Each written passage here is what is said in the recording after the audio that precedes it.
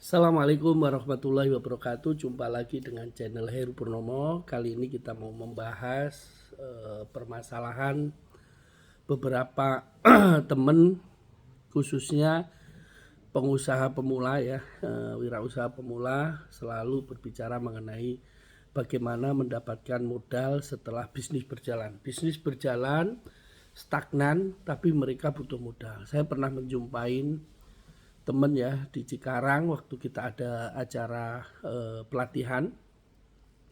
Dia membutuhkan modal. Saya tanya, lu butuh modal berapa? Dia bilang ya sekitar 500 juta saya butuh modal. Oke, kalau kamu mau buka cabang butuh modal 500 juta, saya insya Allah bisa nyiapin tempat plus modalnya 500 juta. Nah sekarang kira-kira kamu bisa kasih saya berapa per bulan dengan saya kasih modal 500 juta.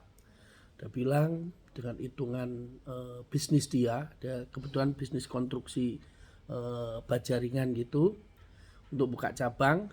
Dia bilang kurang lebih ya saya bisa kasih antara 30 sampai 40 juta tiap bulan Pak, sesuai dengan perkiraan usaha. Dengan modal 500 juta dia bisa kasih 30 sampai 40 juta.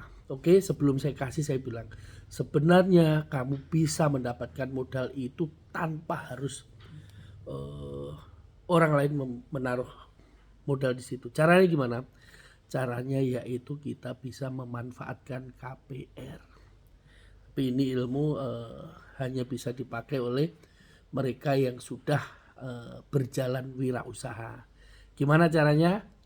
Pertama, cari tempat ya, cari properti yang harganya itu di bawah standar. Umpama contohnya harga pasarannya itu 1 miliar, tapi karena yang jual butuh dia dijual cuma 400 juta.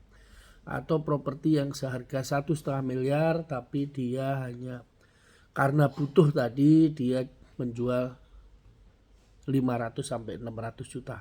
Ada nggak seperti itu? Banyak. Nah, banyak properti yang dijual di bawah harga. Makanya bisa cari namanya hot deal. Hot deal. Kita dapat properti yang harganya jauh di bawah harga pasar.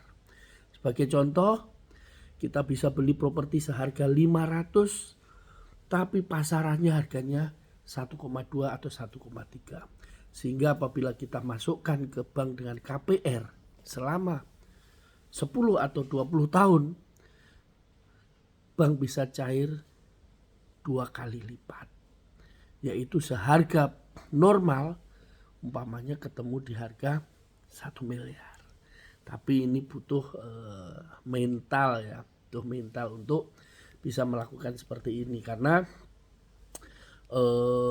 bank akan mencairkan sesuai dengan harga pasaran. Umpamanya harga pasarannya tadi itu 1,5, nanti dia akan di-appraisal 80% ya kan.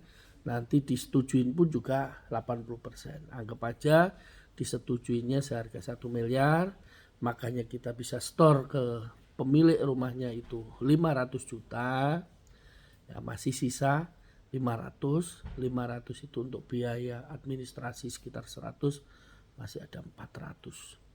400 itulah bisa kita jadiin sebagai modal. Bayangin kita bisa dapat tempat yang kita bisa pakai buat usaha plus kita dikasih modal sama bank 400 juta.